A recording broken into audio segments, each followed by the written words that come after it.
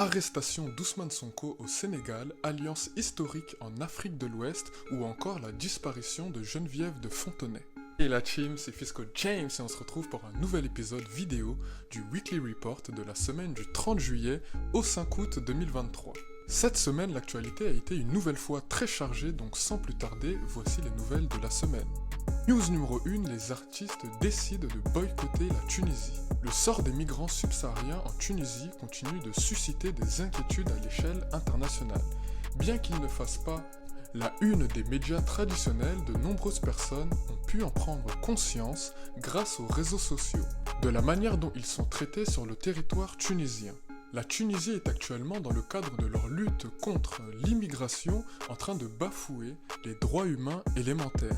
Dans un pays dans lequel la négrophobie est déjà assez prononcée, les migrants subsahariens ou africains pour d'autres sont traités de manière inhumaine. Ils sont attrapés, détenus puis déportés directement à la frontière libyenne, dans le désert ou dans les montagnes. Femmes, hommes et enfants se retrouvent sans eau ni nourriture pendant plusieurs jours. Véritablement livrés à eux-mêmes, beaucoup en ont perdu la vie. Face à cela, rien. Les pays de la CEDEAO devraient pourtant se sentir préoccupés, puisque les migrants viennent en grande partie de cette zone géographique subsaharienne. Mais l'organisation régionale montre ses limites et on s'aperçoit clairement depuis quelques années que son souci n'est pas les intérêts des Africains. Tout comme l'Union africaine, cette organisation inutile, inspirée de l'Union européenne, mais qui est incapable de parler d'une seule voix, et surtout d'agir pour préserver les intérêts des Africains. Heureusement, le pouvoir politique n'est pas le seul moyen d'agir. D'autres recours sont possibles tels que les ripostes économiques. Maître Gims a par exemple annulé son concert prévu en Tunisie le 11 août en signe de protestation. Il a ensuite été suivi de Big Flo et Oli qui ont reporté leur concert prévu le 2 août, également, en signe de protestation contre les conditions des migrants subsahariens en Tunisie. News numéro 2, la disparition de Geneviève de Fontenay. Véritable icône des concours de beauté, l'ancienne présidente du comité Miss France, Geneviève de Fontenay nous a quittés à l'âge de 90 ans de mardi 1er août 2023 à l'issue d'un arrêt cardiaque survenu pendant son sommeil. Geneviève de Fontenay avait remporté le titre de Miss Élégance en 1957. Par la suite, elle a dirigé le comité aux côtés de son mari Louis Poirot jusqu'à son décès en 1981. Ensemble, ils parcouraient la France entière s'intéressant à la culture des régions françaises. Ces valeurs ont perduré jusqu'à aujourd'hui puisque chaque Miss représente fièrement les saveurs de sa région. En 1981 donc, elle récupère le flambeau en tant que directrice et elle va développer le concours Miss France. Et l'émission sera diffusée à partir des années 90 sur l'antenne nationale TF1.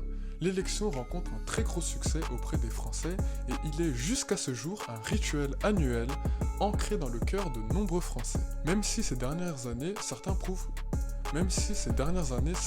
que ce genre de concours promeut des critères de beauté qui ne conviennent pas à toutes les femmes. Même si sa fin de carrière avec Miss France a été compliquée et que de gros désaccords ont eu lieu avec Sylvie Tellier, l'ancienne Miss France 2001 a tenu à expliquer chez Gala que malgré les désaccords, les deux ont toujours eu une relation respectueuse l'une pour l'autre.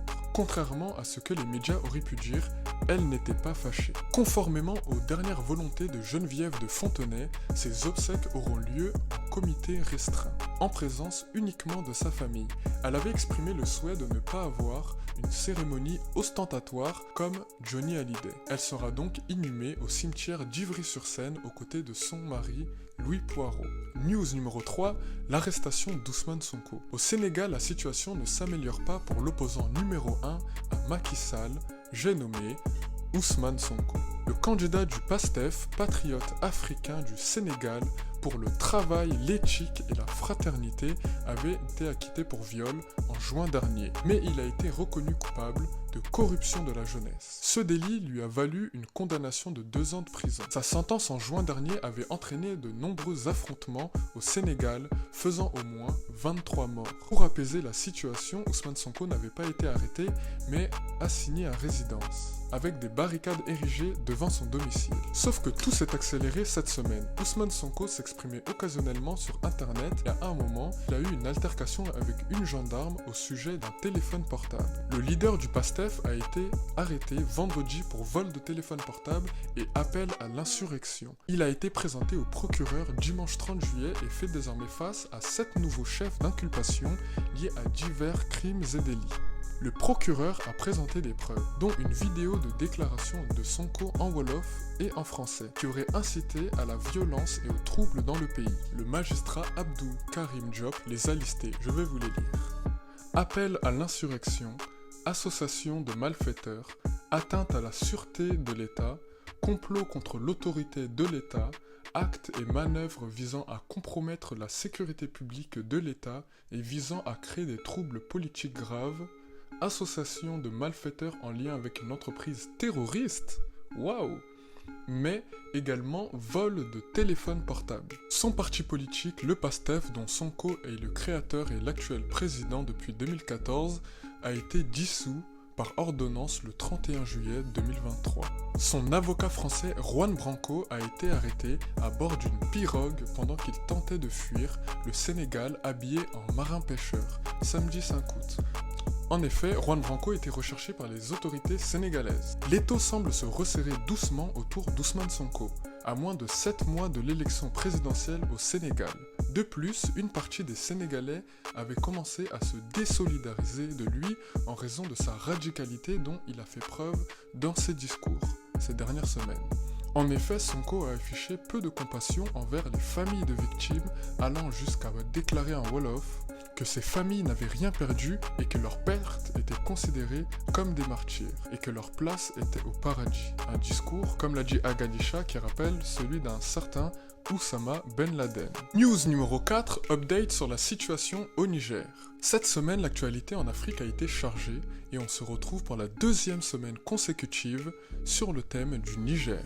La semaine dernière, je vous ai expliqué que Mohamed Bazoum avait été renversé par des militaires de la garde nationale lors d'un coup d'État. Cette semaine donc, le Niger a connu de nombreux événements à la suite. Tout d'abord, à l'instar du Burkina Faso et du Mali, la population est massivement sortie dans les rues pour afficher son soutien aux militaires. Le Conseil national pour la sauvegarde de la patrie, CNSP, a à sa tête le général Abdourahmane Tchiani, dit Omar Tchani, et il a expliqué que le Niger devait pouvoir jouir de conditions sécuritaires plus dignes. La France a donc échoué dans sa mission contre le terrorisme. En effet, le pays est actuellement en proie à des épisodes de violence liés au terrorisme dans la région du Sahel, ce qui s'est développé à la chute du régime libyen de Kadhafi en 2011.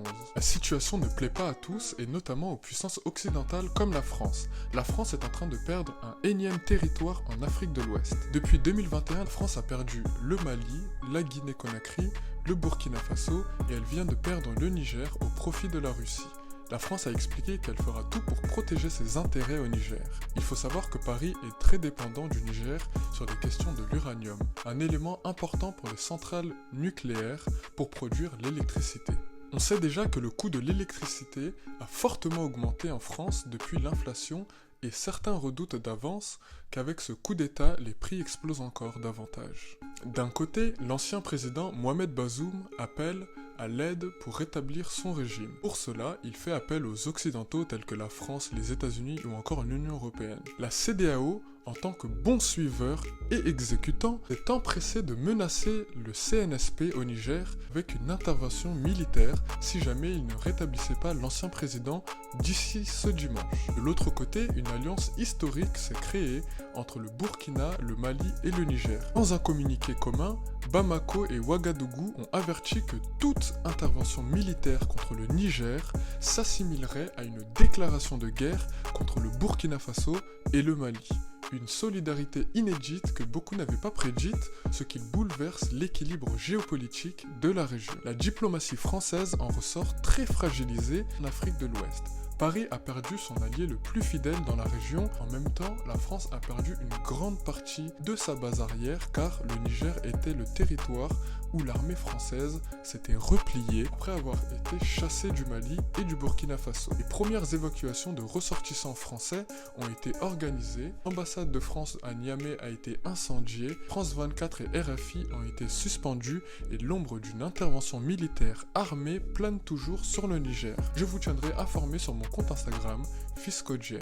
News numéro 5, je vais vous faire une update sur la situation en Coupe du Monde féminine. Pour finir, abordons l'actualité sportive de la semaine avec un focus sur le football féminin et la Coupe du Monde en cours en Australie et en Nouvelle-Zélande. L'équipe de France a fait sensation lors de son dernier match de poule face au Panama. Les Bleus se sont imposés 6-3 dans un match explosif qui leur a permis de sécuriser la première place de leur groupe. L'ancienne attaquante du Paris Saint-Germain, Khadijatou Diani, a marqué un triplé. Les Bleus foncent donc vers les 8e de finale et elles affronteront mardi à 13h le Maroc pour le remake des demi-finales de la Coupe du Monde masculine au Qatar. En dehors de l'équipe de France, la Jamaïque a été flamboyante. Pour la première fois de son histoire, les Jamaïcaines ont réussi à se qualifier pour les phases finales de Coupe du Monde. Organisées par la FIFA depuis 1991, les Jamaïcaines n'avaient pas réussi à s'y qualifier avant 2019. En 2019, elles avaient été éliminées en phase de groupe et voici maintenant qu'elles accèdent aux phases finales en terminant 2e de leur groupe derrière la France. L'île caribéenne, connue pour l'athlétisme, affrontera la Colombie ce mardi à 10h. Le football féminin connaît donc des moments palpitants lors de cette Coupe du Monde et avec des équipes qui montrent tout leur talent et leur détermination sur le terrain. Nous serons attentifs à la suite des événements qui promettent d'être riches en émotions et en surprises. Si ce nouveau concept t'a plu, n'hésite pas à t'abonner pour ne pas manquer les prochains épisodes. N'oublie pas de partager cette vidéo avec ton entourage car tout le monde mérite d'être informé sur ce qu'il s'est passé cette semaine. Tu peux également me suivre sur les réseaux sociaux, Instagram, Facebook, TikTok. Mon compte est @FiscoJames, de toute façon tu trouveras tout en bas dans la description. Là-bas tu pourras suivre mes dernières actualités ainsi que l'actualité quotidienne avec 3 news par jour en semaine et 2 news par jour le week-end. Je te souhaite une excellente semaine et on se donne rendez-vous dimanche prochain à 15h sur YouTube et 19h sur Instagram pour un nouvel épisode. Sur ce, peace out!